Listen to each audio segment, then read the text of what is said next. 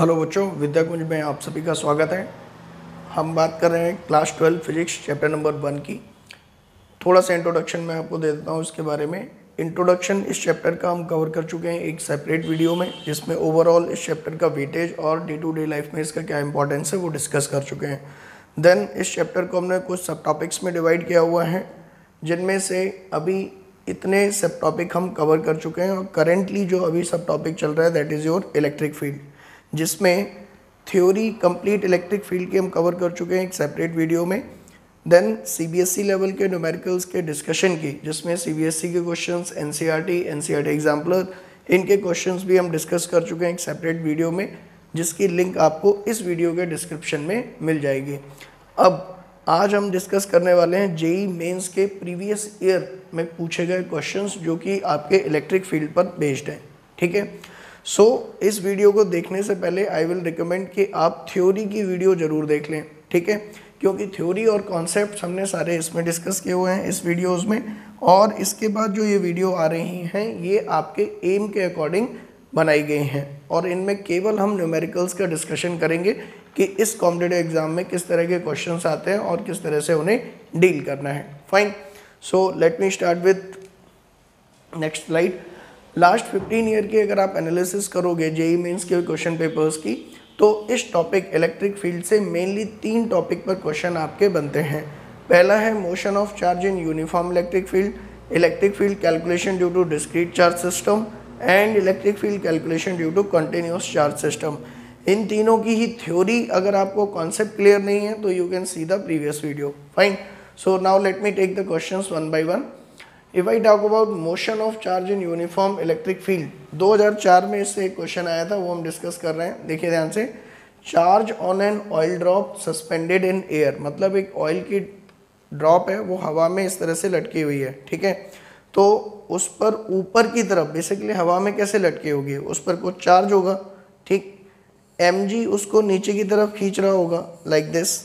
ठीक है, सो इस mg को बैलेंस करने के लिए ऊपर की तरफ एक फोर्स लगना चाहिए। फाइन, सो मान लीजिए इलेक्ट्रिक फील्ड ऊपर की तरफ लगी हुई है और ये यहाँ पर रेस्ट में है, तो अगर फील्ड ऊपर है और mg को बैलेंस करने के लिए इलेक्ट्रिकल फोर्स भी कहाँ लगेगा, ऊपर, Fe। फाइन, सो पहली चीज़ तो पोलैरिटी आपको समझ में आनी चाहिए कि इस पर पोलैरिटी कैसी होनी चाहिए चार्ज की, पॉजिटिव। क्यों? क्योंकि फील्ड ऊपर है, फोर्स भी ऊपर लग रहा है।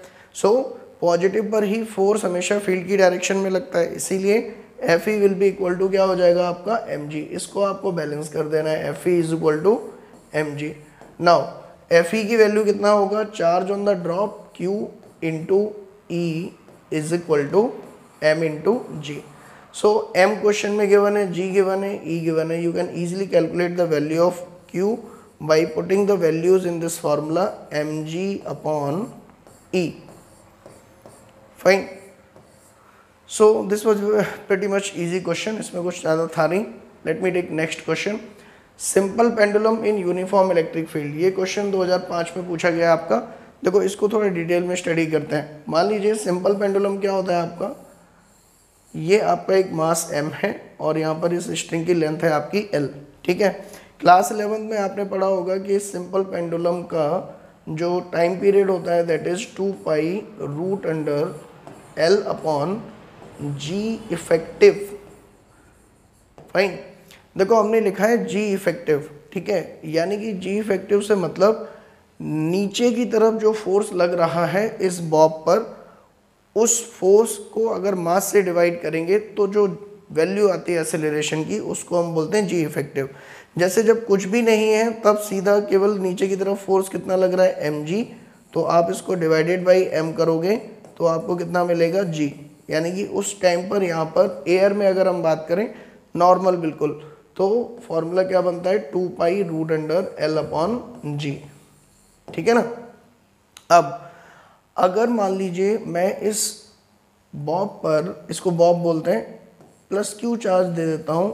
ठीक है, और एक इलेक्ट्रिक फील्ड अपवर्ड डायरेक्शन में एक्सर्ट करता हूँ, तो उस केस में जो नया टाइम पीरियड होगा वो कितना होगा। ठीक है, तो सबसे पहले आपको ये देखना है कि नीचे की तरफ अब फोर्स कितना हो गया, G इफेक्टिव। अगर अब हम बात करें तो G इफेक्टिव विल बी नीचे की तरफ फोर्स, अगर मैं कहूँ mg लग रहा था पहले, फाइन।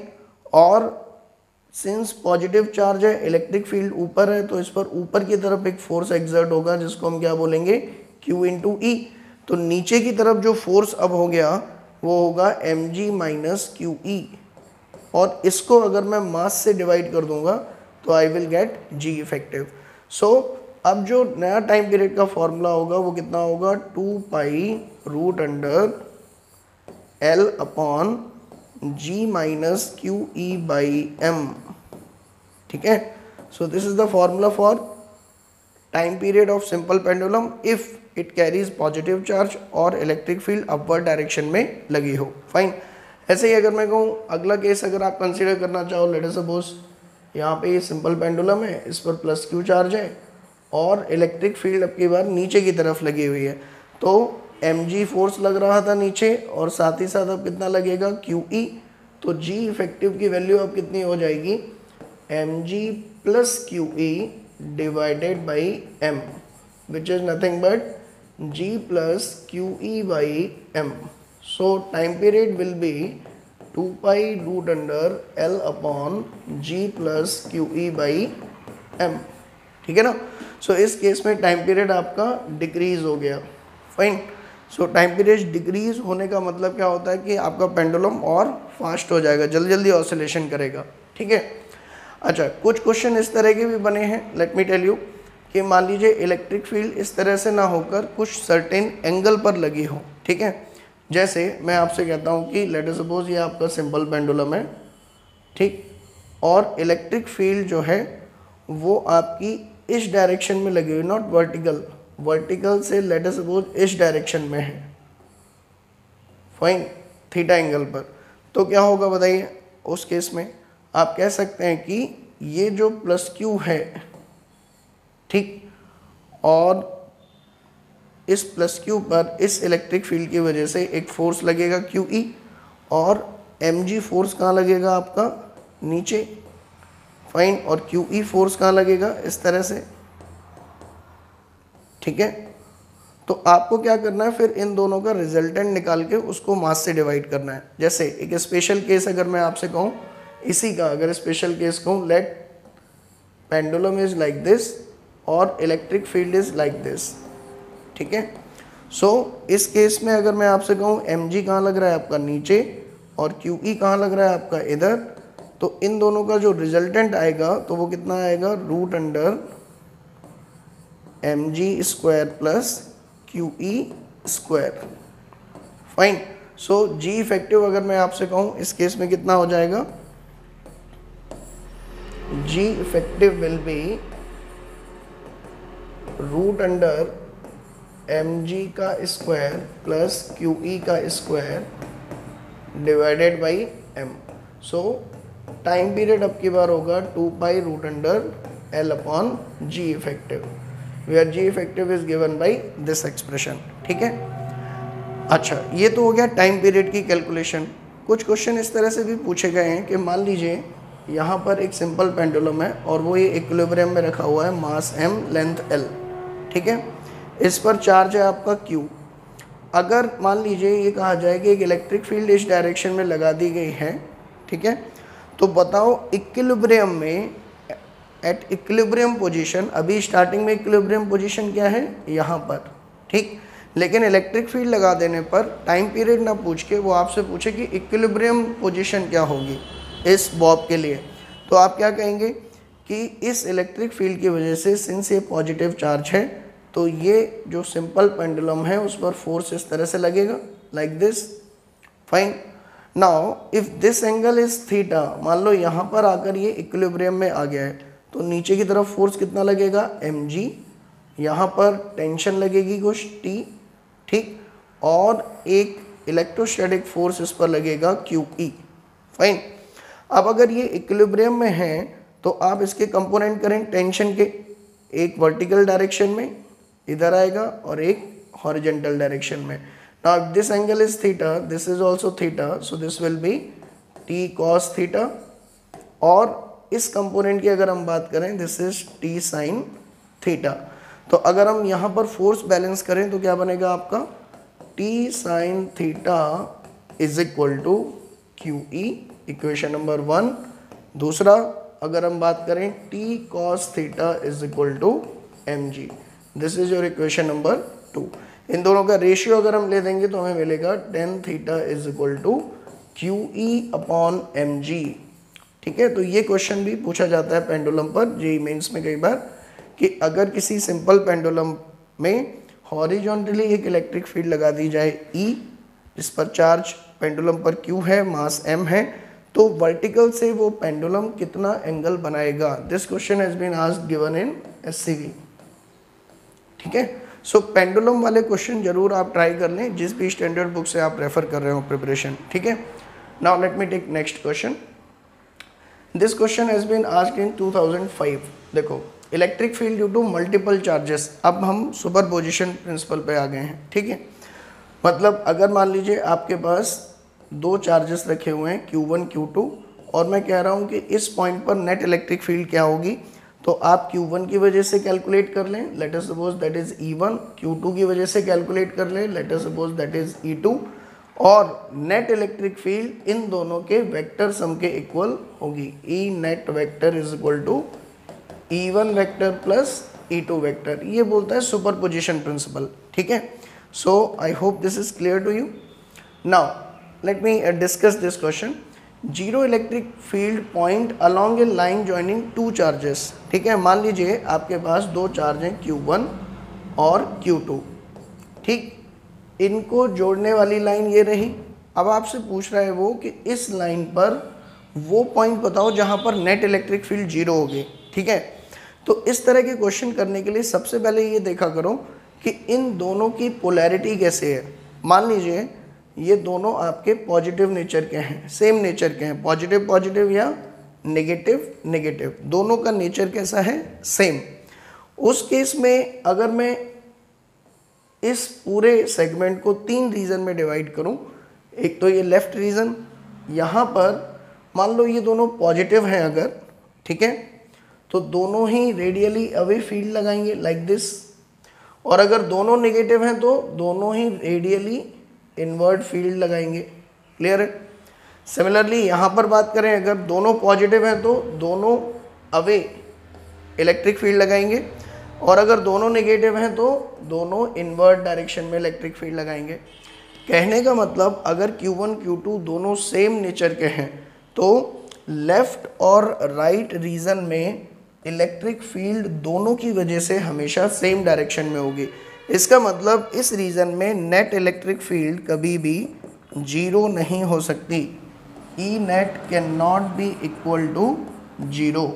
ठीक है, अगर दोनों के नेचर कैसे हैं आपके, सेम। मैं पहला केस ले रहा हूँ, case 1, when nature is same, in that case electric field हमेशा जीरो कहाँ होगी, इनके बीच में कहीं। ठीक है, सो अगर मैं कहूँ कि कहाँ होगी तो वो लेट अस सपोज इस पॉइंट पर जीरो है, इनके बीच में टोटल सेपरेशन आपका कितना है, small r। Late us suppose इसकी इससे डिस्टेंस कितनी है, x1, और इससे डिस्टेंस कितनी है, x2। फाइन, तो इसकी वजह से जो इलेक्ट्रिक फील्ड होगी और इसकी वजह से जो इलेक्ट्रिक फील्ड होगी इस रीजन में वो हमेशा एक दूसरे के क्या होगी, अपोजिट। और अगर मैं नेट इलेक्ट्रिक फील्ड जीरो करना चाहता हूँ तो दोनों का मैग्नीट्यूड क्या होना चाहिए, same. KQ1 upon x1 square should be equal to KQ2 upon x2 square. ठीक है, तभी जीरो होगी नेट इलेक्ट्रिक फील्ड। तो यहाँ से एक रिलेशन हमें क्या मिल गया, अगर मैं बात करूँ, एक रिलेशन हमें मिल गया Q1 upon Q2 is equal to x1 upon x2, और ये आ जाएगा रूट। अब इससे हमें क्या पता चल रहा है, ध्यान से देखो। अगर मैं यहाँ पे दो केस ले लूँ, ध्यान से देखो, if Q1 is greater than Q2, या Q1 is less then Q2, या Q1 is equal to Q2, ये तीन सिचुएशन हो सकती हैं। अगर Q1 ग्रेटर देन Q2 होगा तो from the equation 1 I can से this implies x1 is greater than x2, and Q1 less than Q2 होगा तो x1 will be less than x2, और अगर Q1 इक्वल टू Q2 होगा तो x1 will be equal to x2। ये हमें ये बता रहा है, अगर हम ध्यान से देखें, कि if Q1 is greater than Q2, then x1 is greater than x2, it means जो पॉइंट जिस पर नेट इलेक्ट्रिक फील्ड 0 है वो हायर मैग्नीट्यूड वाले चार्ज से क्या होगा, दूर.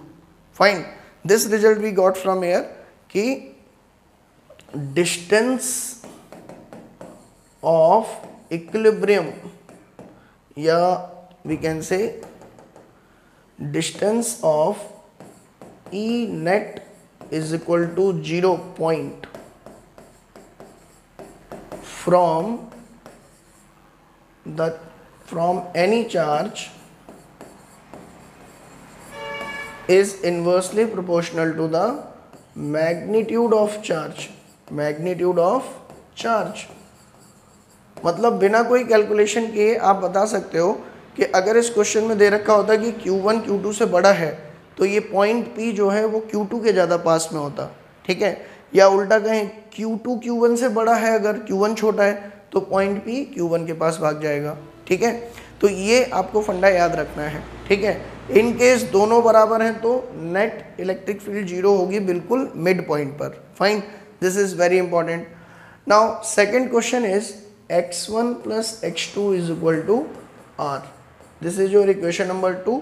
Now from 1 and 2 I can say, यहाँ से आपको मिल जाएगा x1 इज इक्वल टू, यहाँ से देखिए x2 की जगह I can write x1 root q2 by q1, so this will be equal to root q1 r upon root q1 plus root q2. Fine, so this you have to remember. ये आपका exact formula हो गया कि exactly Q1 से कितनी distance पर होगा. Fine, so इसको ध्यान रखिए, इस पे बेस्ड क्वेश्चंस काफ़ी पूछे जाते हैं. अभी मैंने दोनों सेम नेचर के लिए थे, ठीक है. लेट अस सपोज अब मैं आपसे एक क्वेश्चन पूछता हूँ, ये क्वेश्चन काफ़ी इंपॉर्टेंट है, पूछा जाता है.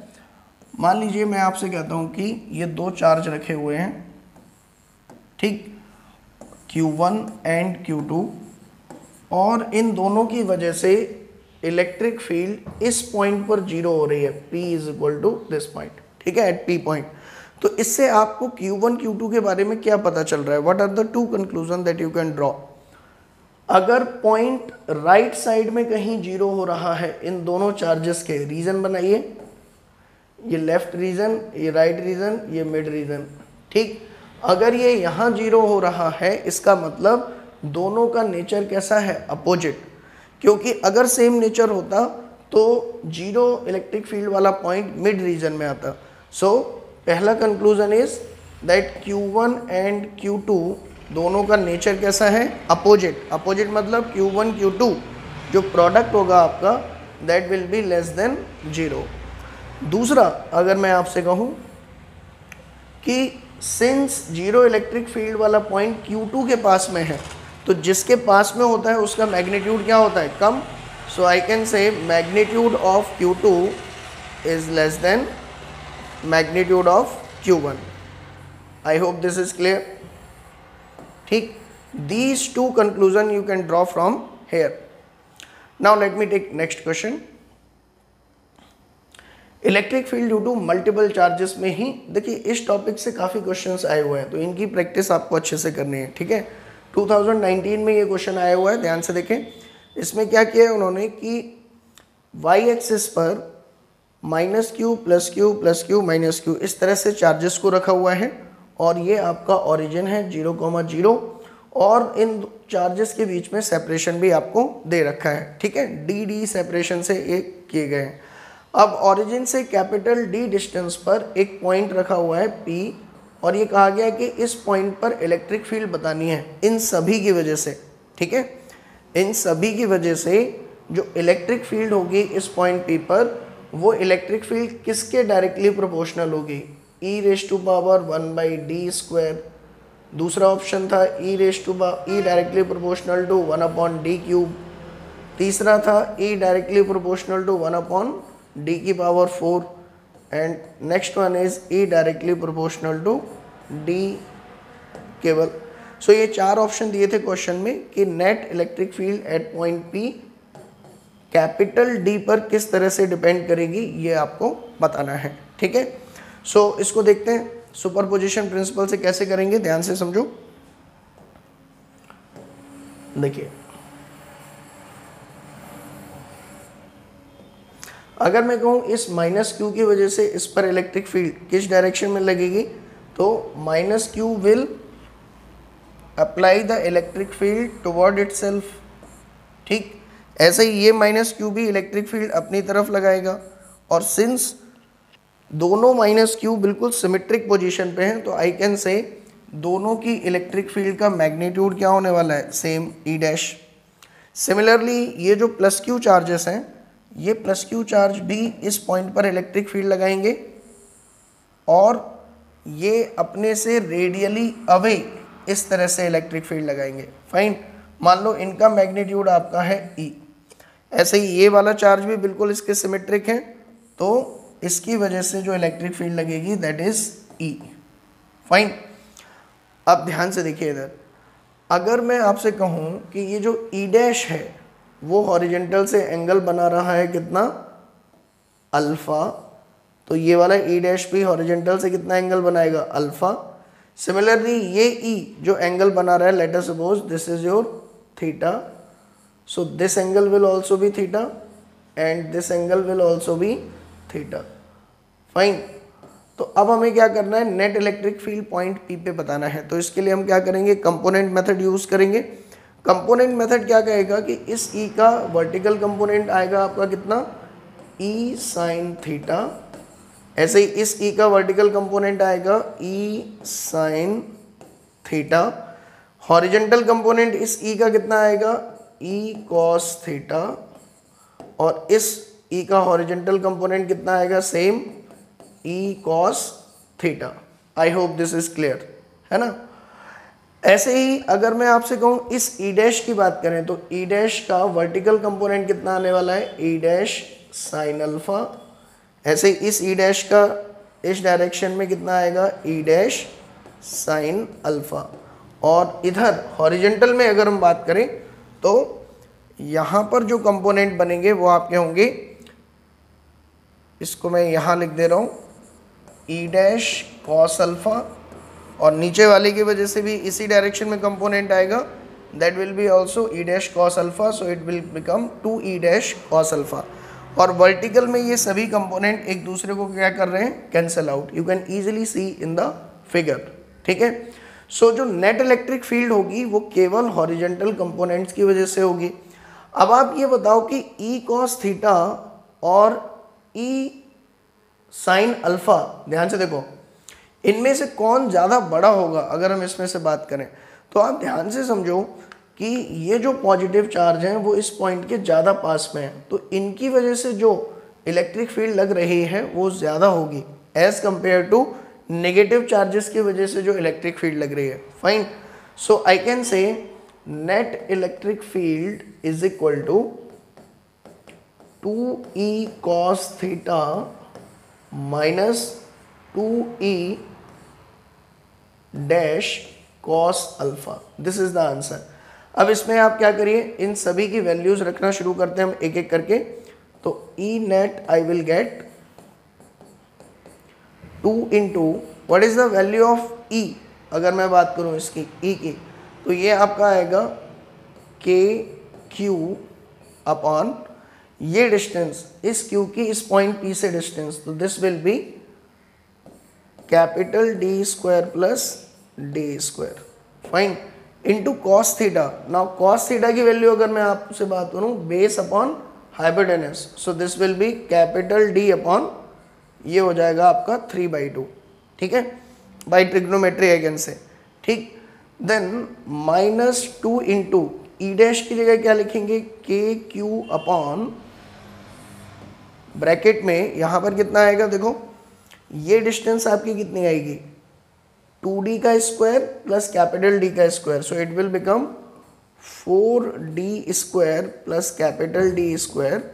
और अगेन कॉस अल्फा अगर हम कहेंगे तो कॉस अल्फा कितना आएगा इसमें पूरा base upon hypotenuse, that is capital D upon और ये हो जाएगा 2, okay. So now we have got E net is equal to this expression and we have to find out the relation of E net with capital D, ठीक है। अब इसके लिए क्या करेंगे, let me minimize this and देखिए इसके लिए अगर हम बात करें, देखिए ध्यान से, ये ई नेट का एक्सप्रेशन आप ला चुके हैं।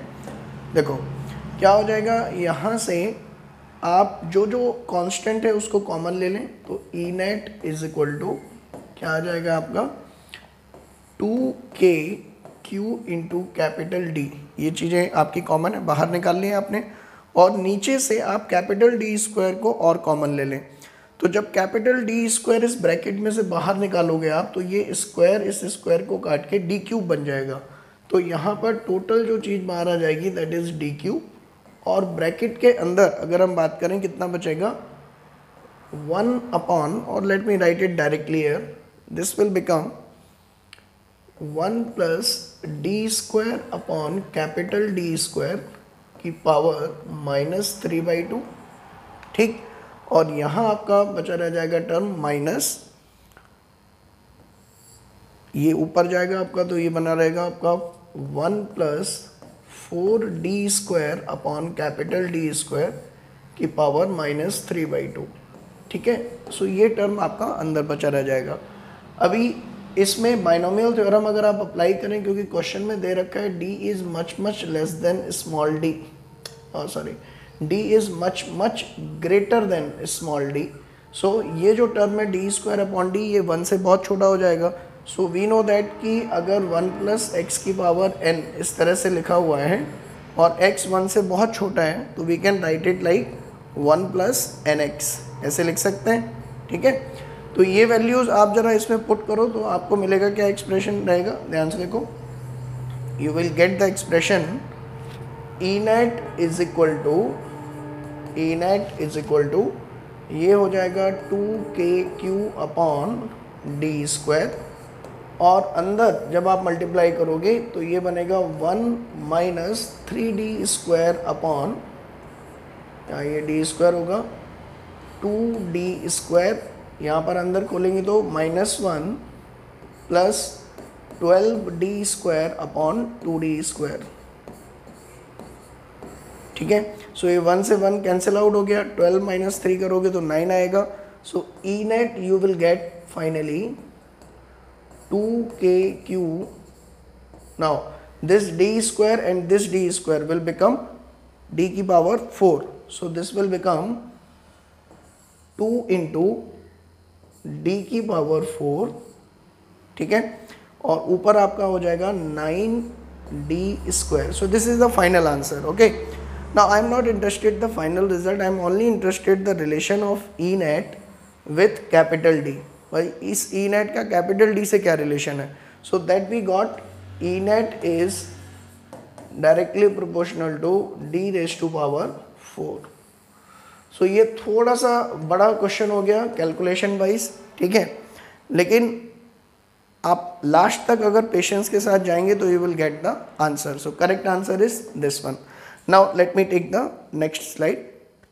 देखो electric field in vector form, ये भी 2019 में ही पूछा गया है, ठीक है, ये कॉन्सेप्ट। इसमें मैं आपको समझा देता हूँ वेरिएबल के टर्म्स में, ठीक है, कि कैसे करते हैं क्वेश्चन। देखो आपको कहा गया था कि एक्स एक्सिस पे ये एक चार्ज है Q1 और ये दूसरा चार्ज है Q2। ये बोला गया कि ये रखा हुआ है लेट अस सपोज a,0 पर, और ये रखा गया है b,0 पर, ठीक है। ये दो कोऑर्डिनेट दे दिए। क्वेश्चन में एक्चुअली इनकी न्यूमेरिकल वैल्यू दे रखी थी, मैं यहाँ आपको एक जनरलाइज्ड टर्म में क्वेश्चन सॉल्व करा रहा हूँ, ठीक है। और आपसे कहा गया कि मान लो कोई पॉइंट है y एक्सिस पर जिसके कोऑर्डिनेट हैं 0,c, तो इस पॉइंट पर इन दोनों की वजह से इलेक्ट्रिक फील्ड क्या होगी, वेक्टर फॉर्म क्या होगा। तो आपको क्या करना है, सबसे पहले इस Q1 की वजह से दोनों की पोलैरिटी आपकी सेम दे रखी है मान लीजिए, ठीक है, पॉजिटिव। सो इसकी वजह से जो इलेक्ट्रिक फील्ड होगी that will be like this, और इसकी वजह से जो इलेक्ट्रिक फील्ड होगी that will be like this. तो हमें ये जो फील्ड है इसको नाम दिया E1 वेक्टर और इसको नाम दिया E2 vector. Now vector form क्या होता है आपका, अगर मैं कहूँ इस Q1 को इससे मिलाने वाला जो वेक्टर है दैट इज R1 वेक्टर, और Q2 को इस पॉइंट से मिलाने वाले वेक्टर का नाम दिया मैंने R2 vector. So now I can say what is the value of E1। Let me write E1 vector is equal to, let me write K into Q1 divided by magnitude of R1 cube into r1 vector. Similarly e2 vector अगर मैं लिखना चाहूँ तो vector form क्या होता है electric field का, kq2 divided by magnitude of r2 का क्यूब इंटू r2 वेक्टर। ठीक है, सो ये आपके r1 r2 है, इनको ध्यान से समझ लीजिए। वेक्टर फॉर्म इस तरह से लिखते हैं आप। सो अब आप यहाँ पे वैल्यू पुट करें सीधा सीधा। r1 वेक्टर क्या होगा, देखो मैं कहूँ कि इस q1 का पोजीशन वेक्टर क्या है फाइनली, अगर मैं ये कहूँ तो q1 का पोजीशन वेक्टर है आपका, if it is at 0,0 I will write r1 vector, I can write how I will write, see r1 vector is equal to 0 minus a into I cap plus, देखिए ध्यान से दूसरा coordinate क्या है c, यहाँ 0, तो I will right c minus 0 into J cap. Similarly r2 vector कैसे लिखेंगे हम, ध्यान से देखो, ये लिखना आना चाहिए आपको। r2 वेक्टर फाइनली ये यहाँ से यहाँ जा रहा है, तो फाइनल कहाँ पे जा रहा है, इधर, तो इसके x में से इसका x कोऑर्डिनेट घटाओ, कितना बनेगा 0 minus b into I cap plus इसके y में से इसका y कोऑर्डिनेट घटाओ तो कितना बचेगा c माइनस 0 जे कैप। ठीक है, सो ये आपको r1 r2 मिल गए। अब इनकी वैल्यूज आपको इसमें पुट करनी थी। अगर मैं कहूँ इसका मैग्नीट्यूड कितना होगा, what is the magnitude of this r1, if I say magnitude of r1, this is nothing but root under minus a का स्क्वायर प्लस c का square, which is nothing but root under a square plus c square. Similarly magnitude of r2 vector कितना आ जाएगा, root under I cap के coefficient का square, that is minus B का square plus J cap के coefficient का square सी square, तो ये कितना हो जाएगा बी स्क्वायर प्लस सी स्क्वायर। ठीक है, r1 r2 आपको मिल गए दोनों। अब इनकी सभी की वैल्यू आप जब इसमें रख देंगे तो you will get the final electric field E net is equal to E1 vector plus E2 vector. आपको r1 पता है, आपको r2 पता है, इनके रेस्पेक्टिव मैग्नीट्यूड्स पता है। सो इस तरह से हम कैलकुलेट करते हैं vector form of electric field. ठीक है, आपको मेन जो है वो ये निकालना आना चाहिए, ये फॉर्मूला पता होना चाहिए और r1 वेक्टर r2 वेक्टर कैसे लिखते हैं। ठीक है, इनिशियल चार्ज से लेकर जिस पॉइंट पर फील्ड निकालनी है, जिस पर एंड हो रहा है वेक्टर, उसके एक्स वाई कंपोनेंट में से चार्ज के एक्स वाई कंपोनेंट सब्ट्रैक्ट कर दो आप, तो आपको उसका चार्ज का r1 वेक्टर पता लग जाएगा। Clear? So this is the technique you should remember. Now let me take next question. ये 2015 में पूछा गया है, 2010 में भी पूछा गया है। ठीक है, so this is important part, this is the last segment I can say, electric field due to continuous charge distribution. और इसमें क्या लिया गया है, ध्यान से देखें, यहाँ पे लिया गया है एक circular arc. Basically let us suppose ये एक आर्क है और यूनिफॉर्मली चार्ज्ड है। ये यूनिफॉर्मली चार्ज होने का मतलब कि इसकी लीनियर चार्ज डेंसिटी जो है वो कांस्टेंट है, फाइन। और लैम्डा क्या है, यूनिट लेंथ का चार्ज, इसको हम बोलते हैं लैम्डा। ठीक है, अगर आपको इसको और अच्छे से समझना है चार्ज डिस्ट्रीब्यूशन को, लैम्डा, सिग्मा, रो, तो इसकी सेपरेट वीडियो हमने चैनल पे डाली हुई है, आप वहाँ पे जाके इसको देख सकते हैं। नाम है वीडियो का चार्ज डिस्ट्रीब्यूशन, फाइन, इसी प्लेलिस्ट में। सो अब इसकी वजह से अगर मैं कहूँ कि मान लीजिए ये जो आर्क है, उस आर्क का जो सेंटर है वो बेसिकली ये है, आर रेडियस का ये आर्क है और ये उसका सेंटर है। आपको इस सेंटर पर इसकी वजह से इलेक्ट्रिक फील्ड बतानी है। ठीक है, कैसे डिराइव कैसे करेंगे ये समझते हैं पहले। देखो ध्यान से, सबसे पहले आप क्या करें, सेंटर से होता हुआ इस तरह से एक लाइन ड्रॉ कर दें। ठीक है, तो ये एंगल आपका कितना हो जाएगा, यहाँ से अगर मैं कहूँ, इस तरह से अगर मैं कहूँ तो ये एंगल हो जाएगा θ/2 और ये एंगल भी आपका कितना हो जाएगा θ/2। ठीक है, टोटल एंगल आपका कितना है, थीटा। अब हम क्या करेंगे, इस गिवन आर्क को छोटे छोटे पार्ट्स में डिवाइड करेंगे। ठीक है, कंटिन्यूअस चार्ज डिस्ट्रीब्यूशन की ये टेक्निक आपको पता होनी चाहिए कि सबसे पहले गिवन शेप को छोटे छोटे पार्ट्स में डिवाइड कर लो। ठीक है, ये कर लिया हमने डिवाइड। फिर किसी एक पर्टिकुलर एलिमेंट को आपको सिलेक्ट करना है। लेट अस सपोज मैंने इस एलिमेंट को सिलेक्ट कर लिया, ठीक है, और ये एलिमेंट रेफरेंस लाइन से कैसे सिलेक्ट किया मैंने, ध्यान से देखें, रेफरेंस लाइन से ये जो एलिमेंट है लेट अस सपोज वो फाई एंगल बना रहा है और इसकी जो थिकनेस है वो आपकी एंगुलर विड्थ अगर मैं कहूँ वो कितना है डी फाई, ठीक है। आई होप दिस इज क्लियर। और इस एलिमेंट की लेंथ अगर मैं कहूँ डी एल, इसको मैं अलग निकाल के बना दे रहा हूँ आपको क्लियरिटी के लिए। ये स्मॉल पोर्शन हमने कंसीडर किया डी एल, ठीक, और सेंटर पर अगर मैं कहूँ तो ये जो एंगल सबटेंड कर रहा है इतना इतना portion that is D phi, और ये कितने एंगल पर लिया गया है अगर हम बात करें तो फाई पर, लाइक दिस, ठीक है। तो इस स्मॉल एलिमेंट को हम पॉइंट चार्ज की तरह ट्रीट कर सकते हैं जिसका चार्ज कितना है डी क्यू। अब इस डी क्यू की वजह से यहाँ पर इलेक्ट्रिक फील्ड इस तरह से होगी कुछ डी ई। इसके दो कंपोनेंट करेंगे हम, एक तो आपका हॉरिजॉन्टल डायरेक्शन में और एक आपका वर्टिकल डायरेक्शन में। Now if this angle is phi तो ये भी आपका कितना होगा फाई, और ये आ जाएगा डी ई कॉस फाई, और ये वर्टिकल में आ जाएगा D E sine phi. Similarly इसके सिमेट्रिक बिल्कुल अगर हम नीचे एक कंपोनेंट ले लें वो भी यहाँ से फाई एंगल पर और वो भी विड्थ कितनी बना रहा है डी फाई, तो इस एलिमेंट की वजह से इस पर भी चार्ज कितना होगा बेसिकली डी क्यू। तो ये भी इस पर एक इलेक्ट्रिक फील्ड लगाएगा इस डायरेक्शन में। उसके भी हम दो कंपोनेंट करेंगे, एक ऊपर ये आ जाएगा सेम, ये एंगल अगर फाई है तो ये भी phi, D E sine phi, ये इसको कर देगा कैंसिल आउट, और इसका जो हॉरिजॉन्टल कंपोनेंट है वो इसी डायरेक्शन में आ जाएगा D E cos phi. Fine. So हमने एक चीज यहाँ से सीखी कि इस सर्कुलर आर्क के एंगल बाइसेक्टर से अगर हम जस्ट ऊपर एक एलिमेंट कंसीडर करें तो उसका ठीक अपोजिट एलिमेंट नीचे है और उन दोनों के केवल x कंपोनेंट ऐड हो रहे हैं। यानी कि इस आर्क के जितने भी छोटे छोटे एलिमेंट्स हैं उनके केवल x कंपोनेंट आपस में ऐड होंगे, y कंपोनेंट एक दूसरे को ख़त्म कर देंगे।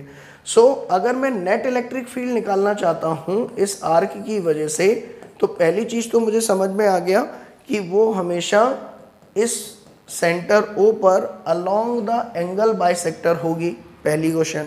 दूसरा पहला कंक्लूजन। दूसरा, जो नेट इलेक्ट्रिक फील्ड है वो हॉरिजॉन्टल कंपोनेंट्स को अगर हम ऐड करते चले जाएं सभी एलिमेंट के तो हमें नेट इलेक्ट्रिक फील्ड मिल जाएगी, ठीक है। So now let me take next slide. I can say E net is equal to integral D E cos phi. Now what is the value of D E अगर मैं कहूँ तो that is k into D Q divided by radius का square into cos phi.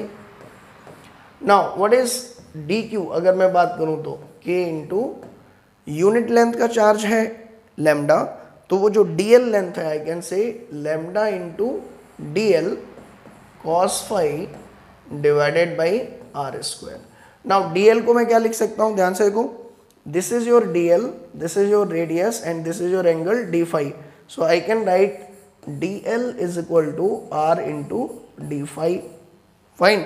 Now put this value in this. I will get E net is equal to, जो constant है उसको बाहर ले लो, k lambda upon R square बाहर आ जाएगा। इंटीग्रल dl की जगह मैं लिख सकता हूँ r cos phi into D phi. Now r बाहर आएगा तो कितना आएगा, k लैम्डा अपॉन r, अंदर बचा cos phi into D phi. Fine. अब ये फाई की लिमिट कैसे रखनी है आपको, इस फाई एंगल की इस तरह से लिमिट रखनी है कि ये सारे एलिमेंट कवर हो जाएं। फाइन। तो इस वाले एलिमेंट को कवर करना है तो फाई को कहाँ लेना पड़ेगा, नीचे, और नीचे कितना होगा माइनस थीटा बाई 2। जो ये आपकी रेफरेंस लाइन है उसमें इस डायरेक्शन में जो एंगल मेजर करेंगे उसको हम क्या लेंगे माइनस में, और इस डायरेक्शन में जो एंगल मेजर करेंगे उसको प्लस में। सो ये जो बिल्कुल लास्ट वाला एलिमेंट है वो माइनस थीटा बाई 2 पर है और जो बिल्कुल ऊपर वाला एलिमेंट है वो प्लस थीटा बाई 2 पर है। सो लिमिट्स यहाँ पर क्या हो जाएंगी, minus theta by 2 to theta by 2। Fine. So इसको जब आप सॉल्व करेंगे तो कितना आएगा, K lambda by R cos theta का इंटीग्रेशन अगर हम कहें तो कितना होगा, साइन थीटा और उसकी लिमिट हो जाएगी आपकी साइन फाई, सॉरी लिमिट हो जाएगा माइनस थीटा बाई 2 से थीटा बाई 2। इसको पुट करेंगे तो you will get 2k lambda by R into sine theta by 2। Fine. So this is the result we have got. ठीक है, इसको आपको ध्यान भी रखना है अगर क्वेश्चंस को जल्दी से सॉल्व करना है तो कंक्लूजन क्या निकला कि अगर हमारे पास एक आर्क है, ठीक है, और उस पर यूनिफॉर्मली चार्ज्ड है, तो इसकी वजह से सेंटर पर जो इलेक्ट्रिक फील्ड होगी वो दोनों को आप इस तरह से मिलाएंगे और जो एंगल बनेगा उसका एंगल बाइसेक्टर ड्रॉ करेंगे।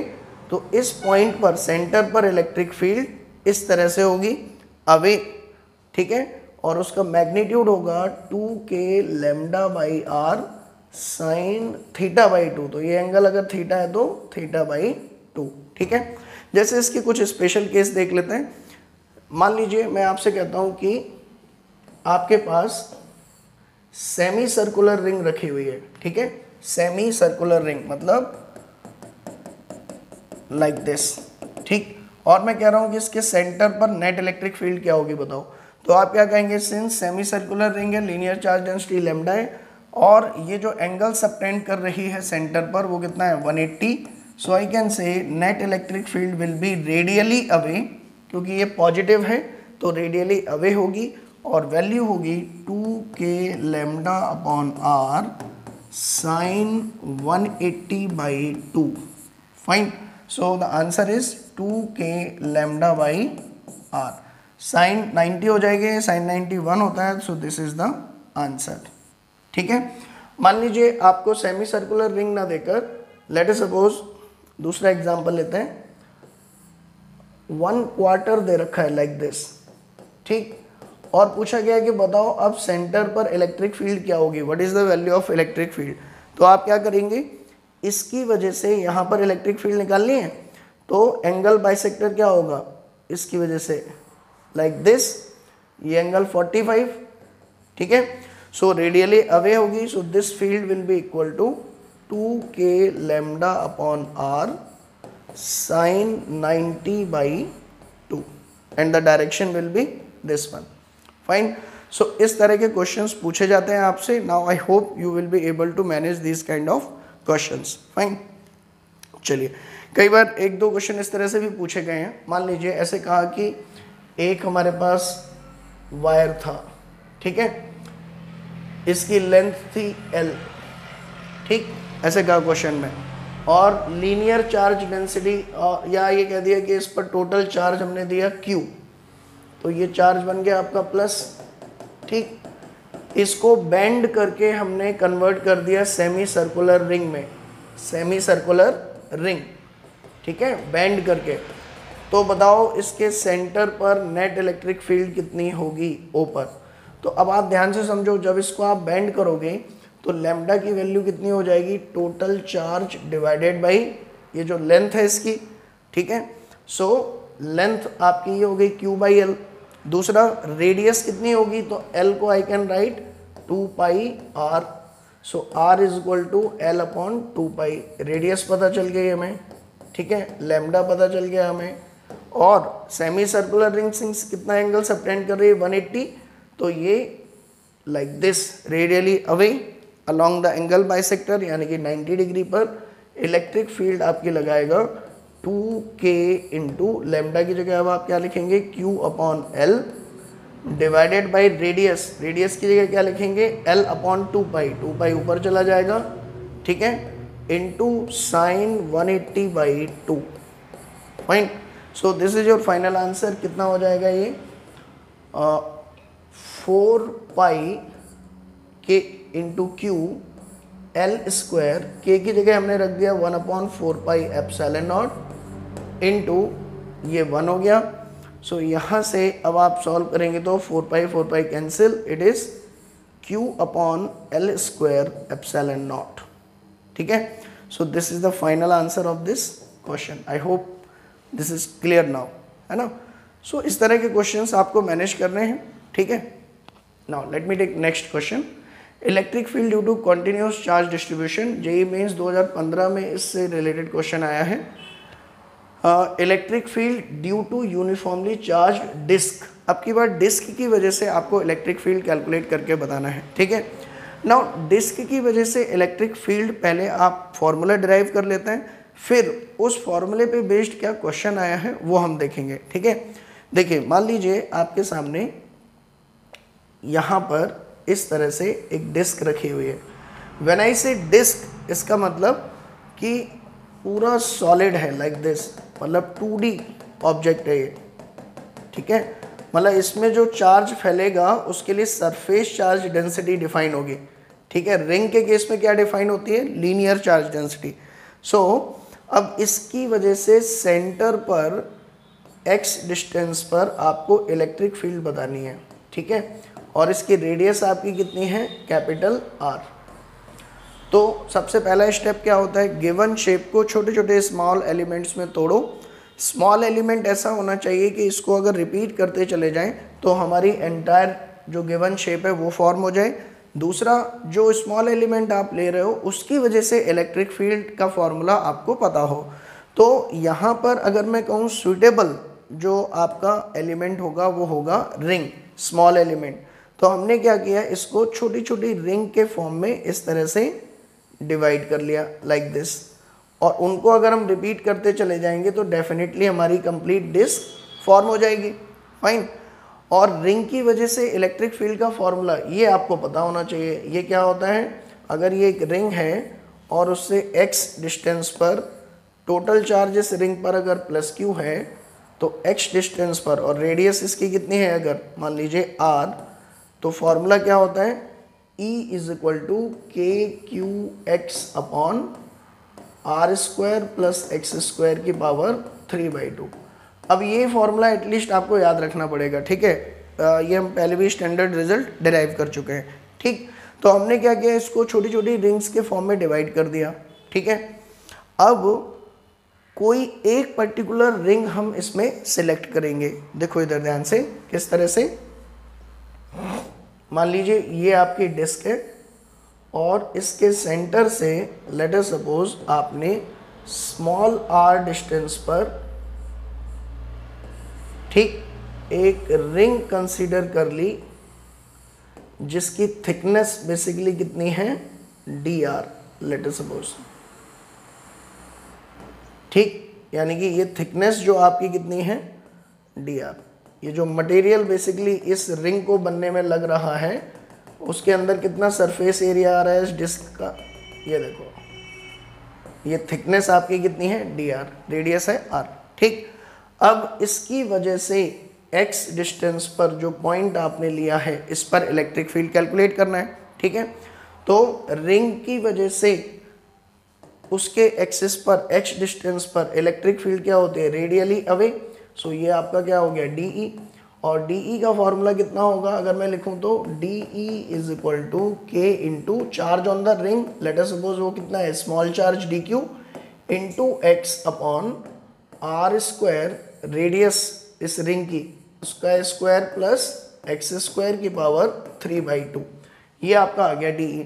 अब इसमें अगर मैं बात करूं dq कितना होगा, dq की बात करें तो देखो हम कहेंगे कि यूनिट एरिया का चार्ज जो है वो है आपका sigma, surface charge density. Fine, तो इस रिंग के मटेरियल ने कितना एरिया कवर किया हुआ है अगर हम वो निकालना चाहते हैं तो आप इस रिंग को अलग से निकाल के देखो जरा। ये इस तरह से है रिंग आपकी, ठीक, इसकी रेडियस है r और ये थिकनेस आपकी जो है वो कितनी है, dr।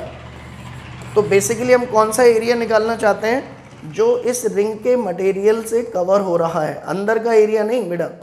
ठीक, ये एरिया नहीं जो रिंग इनक्लोज कर रही है। रिंग जिस मटेरियल से बनी है वो मटेरियल बेसिकली इसकी थिकनेस, ये एरिया जिसमें चार्ज है बेसिकली, ठीक है ना। सो इसका एरिया निकालने के लिए हम इस रिंग को यहाँ से लेकर ऐसे कट करके अगर फैला दें तो ये क्या हो जाएगा आपका, इस तरह से दिखाई देगी आपकी, लाइक दिस, जिसमें जो लेंथ है वो आपकी सरकमफरेंस के इक्वल होगी 2 पाई आर, और थिकनेस आपकी इस रेक्टेंगल की कितनी होगी, D R. So small area of this ring कितना हो जाएगा, 2 pi R into D R, 2 pi R into D R. I hope this is clear now. अब अगर हम बात करें इस डी क्यू को निकालने के लिए, तो इस स्मॉल एरिया में I can say unit area का चार्ज है सिग्मा, तो डी ए का चार्ज कितना होगा, D A into sigma. Fine.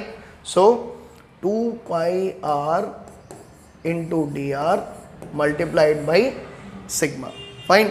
अब ये वैल्यू उठा के इसमें रख दो तो कितना आएगा, K into sigma 2 pi R into D R, और x यहाँ पर है ही, divided by R square plus X square की पावर 3/2।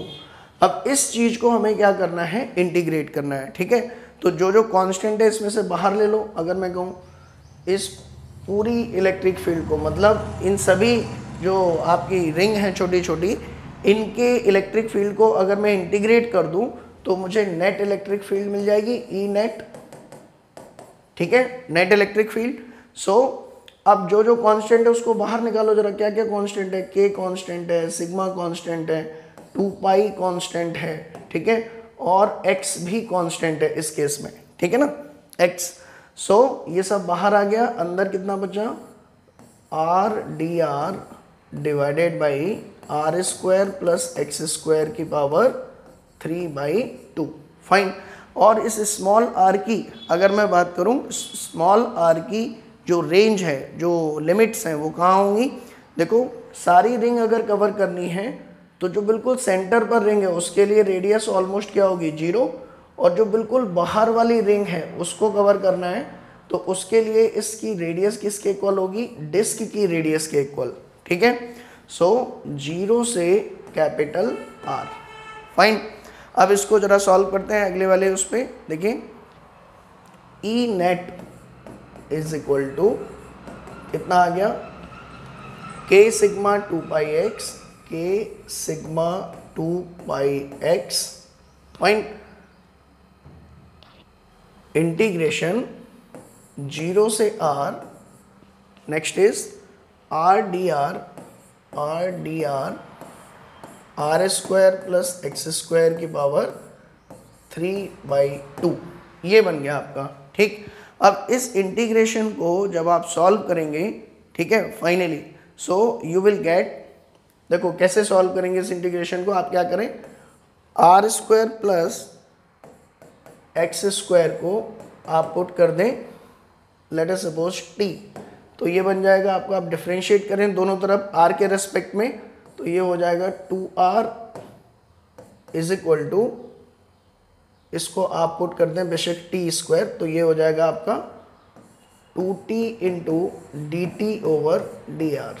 सो यहाँ से आपको मिलेगा r dr is equal to t dt। Fine.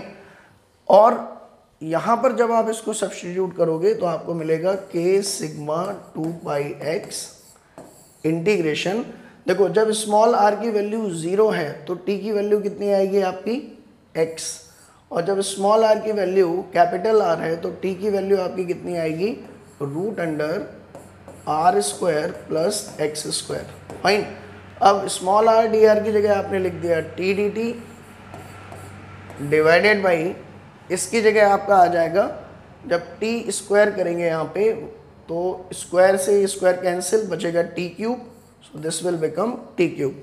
So now solve this integration again, k sigma 2 pi x integration x to root under R square plus X square, ये बचेगा 1/t square dt।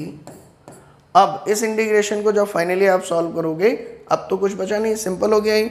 So this will become k sigma 2 pi x, bracket में आएगा आपका 1/x minus 1 upon root under R square plus X square.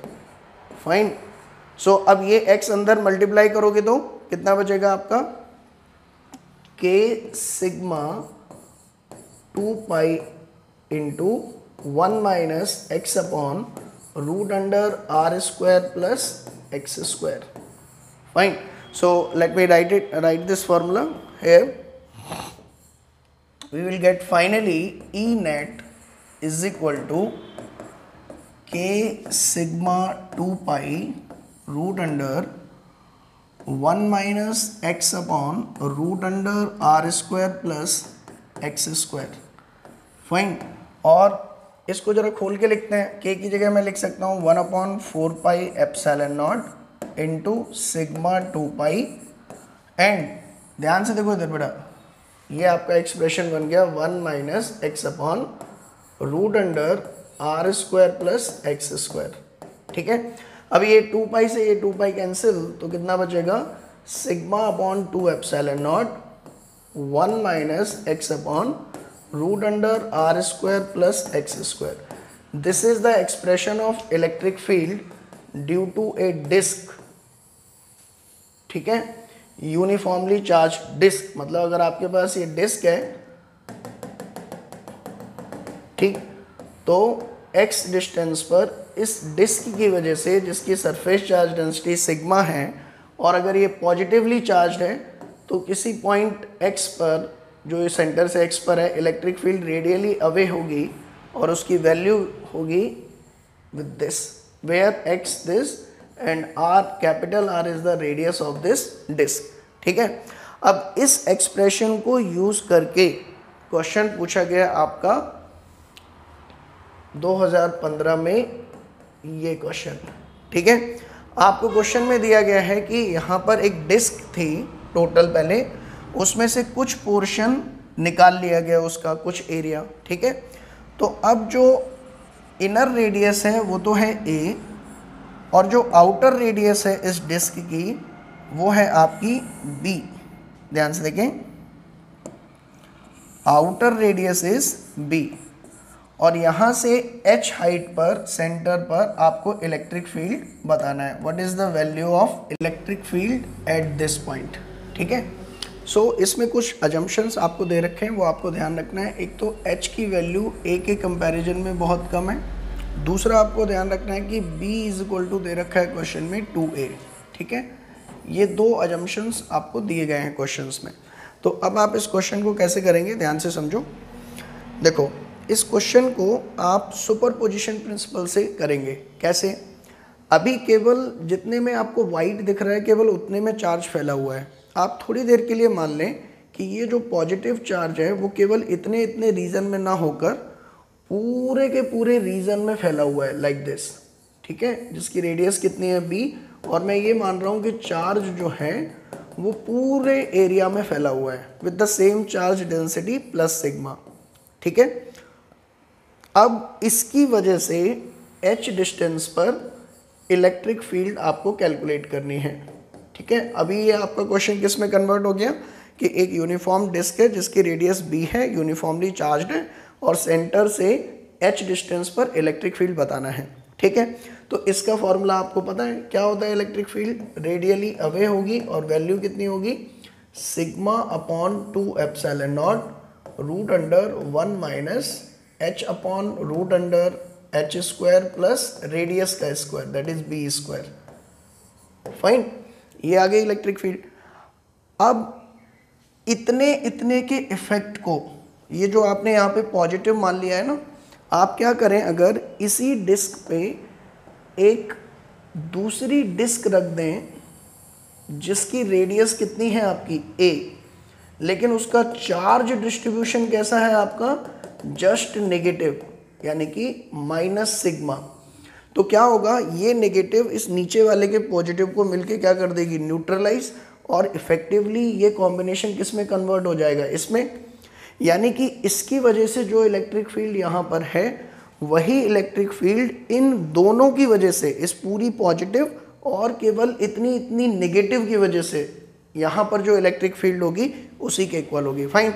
So positive की वजह से हमने field निकाल ली। अब नेगेटिव की अगर हम बात करें तो नेगेटिव इलेक्ट्रिक फील्ड अपनी तरफ लगाएगी और उसकी वैल्यू कितनी हो जाएगी, अगर हम इस नेगेटिव की बात करें तो that is sigma upon 2 epsilon not bracket में 1 minus h upon root under h square plus negative की रेडियस कितनी है a, सो हमने यहाँ पर इस तरह से लिख दिया। फाइन। सो ये इलेक्ट्रिक फील्ड आपकी ये हो गई और पॉजिटिव वाले की वजह से ऊपर हो गई। तो रिजल्टेंट इलेक्ट्रिक फील्ड अगर मैं कहूँ इस पॉइंट पर आपकी कितनी हो जाएगी, E net is equal to sigma upon 2 epsilon naught, positive में से नेगेटिव घटा देंगे तो कितना आएगा आपका root under 1 minus h upon root under h square plus a square minus 1 plus h upon root under, देखो ये ऊपर वाली कितनी थी b, सो इसको हम लिखेंगे b square h upon h square plus a square. ये बन गया आपका एक्सप्रेशन। अब देखो 1 से ये 1 कैंसिल आउट हो गया और फाइनली यहाँ पर जो एक्सप्रेशन बना आपका, let me take next slide, ये आपका बन जाएगा E net is equal to sigma upon 2 epsilon naught h upon root under h square plus a square minus h upon root under h square plus b square. ये आपका expression बन गया। Fine. अब यहाँ पर अजम्पशंस एक एक करके आपको यूज़ करना है। पहला अजम्पशंस क्या था कि h is much less than a, ठीक है। सो इस h को यहाँ से हम नेग्लेक्ट कर सकते हैं। अब since a is less than b, so I can से h is also much less than b। सो यहाँ से और यहाँ से h को हम नेग्लेक्ट कर सकते हैं as compare to a and b। So ये एक्सप्रेशन किस में कन्वर्ट हो जाएगा, sigma h upon 2 epsilon not, ये h कॉमन ले लिया बाहर से, ये बचा आपका 1 upon a minus 1 upon b। Now in the question it is given that b is equal to 2a, तो वो वैल्यू यहाँ पर जब आप पुट करेंगे तो आपको कितना मिलेगा, sigma h upon 2 epsilon naught is equal to 1 upon 2a। So यहाँ से कितना मिल जाएगा आपको finally, sigma upon 4 epsilon naught a into h। Fine. अभी इसको सिग्मा कांस्टेंट है, एप्सिलॉन नॉट कांस्टेंट है, a कांस्टेंट है, so I can write this is equal to some constant into h। तो आपको ऑप्शन दिए गए थे 4, जिसमें इस c की वैल्यू पूछी गई थी आपसे कि what is the value of c, ठीक है। तो जिस ऑप्शन में आपको c की वैल्यू कितनी लिखी है, यहाँ पे अगर आप देखेंगे sigma upon 4 epsilon naught a, so ये आपकी c की वैल्यू कैलकुलेट हो गया है। So this is the correct answer. Fine. So इस तरह से बेटा हम सॉल्व करेंगे इलेक्ट्रिक फील्ड के question for continuous charge distribution, ठीक है। आप इस वीडियो को ध्यान से देखें। इसके बाद इसके डिस्क्रिप्शन में जो असाइनमेंट दे रखी है मेंस लेवल की, जिसमें अलग अलग बुक्स से, जैसे एससी वर्मा हो गई, बीएम शर्मा हो गई, इनमें जेई मेंस में जिस तरह के क्वेश्चन इलेक्ट्रिक फील्ड से आ सकते हैं या इस प्रीवियस ईयर के जो क्वेश्चंस हैं उन्हीं के पैटर्न पे जो पॉसिबल क्वेश्चंस हैं वो हमने असाइनमेंट में इंक्लूड किए हुए हैं। तो आप उसको ट्राई करें। इन केस अगर उसमें से कोई डाउट आपका रह जाता है या इस वीडियो लेक्चर का कोई टॉपिक आपको समझ में नहीं आता है, तो आप डिस्क्रिप्शन में दिए गए हमारे लाइव डाउट क्लासेस को ज्वाइन कर सकते हैं। They are absolutely free of cost. Till then have a nice day. Bye bye. Thank you.